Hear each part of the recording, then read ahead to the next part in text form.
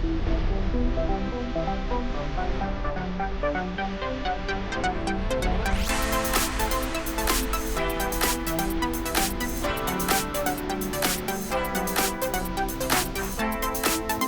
Friends, मैं हूं रुपेश वर्मा और स्वागत है आपका एपिसोड 132 में। आज के सेशन में हम मैकेनिकल प्रॉपर्टीज ऑफ फ्लूइड्स के अंतर्गत laminar flow, turbulent flow, Reynolds number, viscosity और स्टोक्स लॉ के बारे में जानेंगे।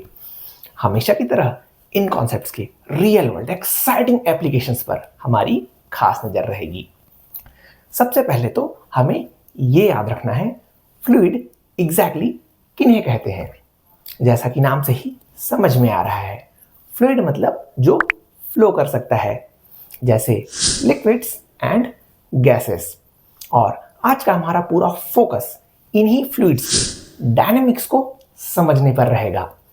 फ्लूइड डायनेमिक्स मतलब फ्लूइड के सभी particles are in constant motion, जैसे नदी के पानी का बहना और चिमनी के धुएं का ऊपर की ओर जाना। नाउ इस टॉपिक के साथ इजीली रिलेट करने के लिए आप अपने घर का नल स्लोली ऑन करके देखिए। आप पाओगे शुरुआत में नल का पानी बहुत ही स्मूथली बाहर आता है क्योंकि उसकी स्पीड कम है। फर्दर जैसे जैसे आप नल के पानी का स्पीड बढ़ाते जाते हो, उसका बहाव टर्बुलेंट होता जाता है। यहां पर टर्बुलेंट का मतलब है पानी का बहाव स्मूथ ना होकर काफी डिस्टर्बिंग हो जा रहा है। एंड हमारा इंटरेस्ट है किसी पर्टिकुलर टाइम पे एक गिवन पॉइंट पर पास हो रहे फ्लूइड पार्टिकल्स के मोशन की स्टडी करना। जैसे अगर किसी पर्टिकुलर पॉइंट से पास हो रहे हर एक फ्लूइड पार्टिकल की वेलोसिटी एक समान है तो उसे स्टेडी फ्लो कहते हैं। इसका मतलब इन पॉइंट्स P और Q के थ्रू पास हो रहे फ्लूइड पार्टिकल्स की वेलोसिटी को हम जब चाहे चेक करें, वो पहले जैसे ही होनी चाहिए। इसका मतलब ये नहीं कि पॉइंट P पर फ्लूइड पार्टिकल की velocity is equal to velocity at point Q। आपको यहां पर कंफ्यूज नहीं होना है। इट्स जस्ट दैट इस तरह के स्टेडी फ्लो में हर एक फ्लूइड पार्टिकल एक स्मूथ पाथ फॉलो करता है और दो अलग अलग फ्लूइड पार्टिकल्स का पाथ कभी भी इंटरसेक्ट नहीं करता। इसे याद रखना। नाउ जब हम स्टेडी फ्लो वाले इन पार्टिकल्स के पाथ को ड्रॉ करके देखते हैं तो हमें ऐसा कुछ पैटर्न बनता हुआ दिखाई देता है। इन्हें देखकर ऐसा नहीं लगता मानो इन फ्लूइड पार्टिकल्स का पाथ पहले से ही प्री डिटरमिन्ड और वेल डिफाइंड है। करेक्ट। और इसलिए इस तरह के स्टेडी फ्लो वाले फ्लूइड पार्टिकल्स के फ्लो को स्ट्रीमलाइन फ्लो या लैमिनार फ्लो भी कहा जाता है। Just remember this. And now that ये स्ट्रीमलाइंस एक दूसरे को कभी भी क्रॉस नहीं कर सकते। आपको इस तरह के फ्लूइड पार्टिकल्स के स्टेडी फ्लो में समय के साथ चेंज ना होने वाला एक स्टेशनरी मैप मिलेगा, even though all the fluid particles are constantly moving. आपको पता है इनकॉम्प्रेसिबल फ्लूइड्स मतलब वो फ्लूइड्स जिनकी डेंसिटी फ्लो के दौरान चेंज नहीं होती, उनके लिए हमें स्ट्रीमलाइन फ्लोस के केस में एक बहुत ही बेहतरीन रिजल्ट देखने को मिलता है। That is A into V is equal to constant, जहां A is equal to area of cross section उस पाइप या डक्ट का जिसमें फ्लूइड फ्लो कर रहा है, and V is equal to flow velocity of the fluid. इसे volume flux या डिस्चार्ज भी कहते हैं।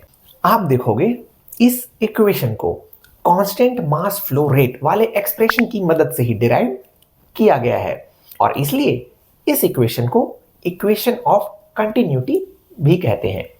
नेट नेट आप ये समझ लीजिए, किसी डक्ट या किसी पाइप के थ्रू स्टेडी स्ट्रीमलाइन वाले फ्लो के केस में ये वॉल्यूम फ्लक्स हमेशा ही कांस्टेंट बना रहता है and you can easily guess जहां पर एरिया कम होगा वहां पर वेलोसिटी ज्यादा होगी और जहां पर एरिया ज्यादा होगा वहां पर वेलोसिटी ऑटोमेटिकली कम हो जाएगी। Further you will be surprise to know कि स्टेडी स्ट्रीमलाइन फ्लोज जिसे हमने अभी तक डिस्कस किया है वो सिर्फ और सिर्फ लो फ्लो स्पीड वाले सिनेरियोस में ही देखने को मिलता है। मतलब एक क्रिटिकल स्पीड के बाद ये फ्लूइड पार्टिकल्स अपना स्टेडीनेस मेंटेन नहीं कर पाते एंड दे बिकम टर्बुलेंट, जैसा कि हमने उस टैप वाटर वाले एग्जाम्पल में देखा था। आपको पता है स्ट्रीमलाइन फ्लो को समझना और एनालाइज करना जितना आसान है, टर्बुलेंट फ्लो को स्टडी करना उतना ही मुश्किल। आप टर्बुलेंट फ्लो वाले इस स्केच को ही देख लीजिए।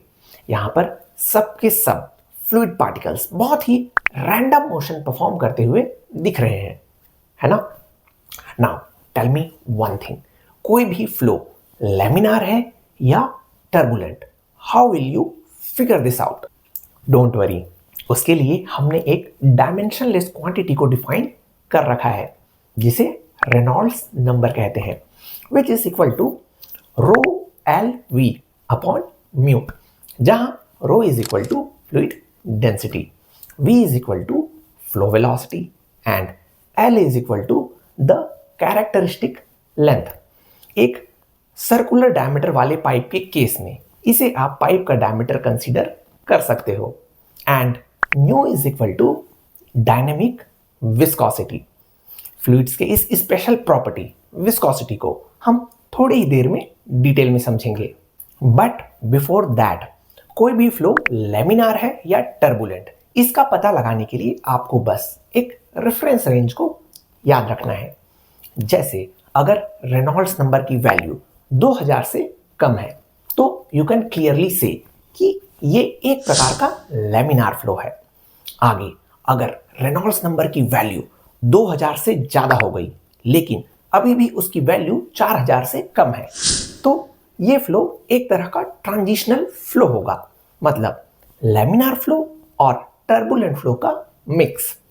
फर्दर अगर इस रेनॉल्ड्स नंबर की वैल्यू 4000 के पार चले जाए तो यू कैन क्लियरली से this is a chaotic turbulent flow. आपको पता है एयरक्राफ्ट्स के विंग्स को डिजाइन करने में, विंड टर्बाइंस के ब्लेड्स को डिजाइन करने में और यहां तक कि आपके कार को एरोडायनेमिकली एफिशिएंट बनाने में भी इस रेनॉल्ड्स नंबर की बहुत ही महत्वपूर्ण भूमिका रहती है, क्योंकि अल्टीमेटली इन सभी को very high speed air drag को ही तो फेस करना होता है, राइट। नेक्स्ट, फ्लूइड डायनेमिक्स के फंडामेंटल्स को समझ लेने के बाद चलिए आगे बढ़ते हैं आज के हमारे आखिरी टॉपिक की ओर, दैट इज विस्कोसिटी। इसे समझना बहुत ही आसान है क्योंकि दो सॉलिड सरफेसेस के बीच रिलेटिव मोशन के समय लगने वाले फ्रिक्शन फोर्स के बारे में तो हमें पहले से ही पता है। लाइकवाइज विस्कोसिटी भी फ्लूइड की वो प्रॉपर्टी है जो फ्लो कर रहे लिक्विड लेयर्स के बीच एक रेजिस्टेंस फोर्स के जैसा काम करता है। आसान शब्दों में आप विस्कोसिटी को फ्लूइड डायनेमिक्स के फ्रिक्शन फोर्स के जैसा मान सकते हो। फर्दर इसकी बेहतर अंडरस्टैंडिंग के लिए आप दो ग्लास के प्लेट्स के बीच में ऑयल को भर के देख लीजिए। जब आप नीचे वाले प्लेट को फिक्स करके ऊपर वाले प्लेट को मूव करना शुरू करते हो, you can do it easily. लेकिन अगर आपने ऑयल को हनी से रिप्लेस कर दिया तो ऊपर वाले प्लेट को मूव करना इतना आसान नहीं होगा, राइट। इस ऑब्जर्वेशन से हम एक बात तो कंक्लूड कर ही सकते हैं कि हनी की विस्कोसिटी ऑयल से ज्यादा है, करेक्ट।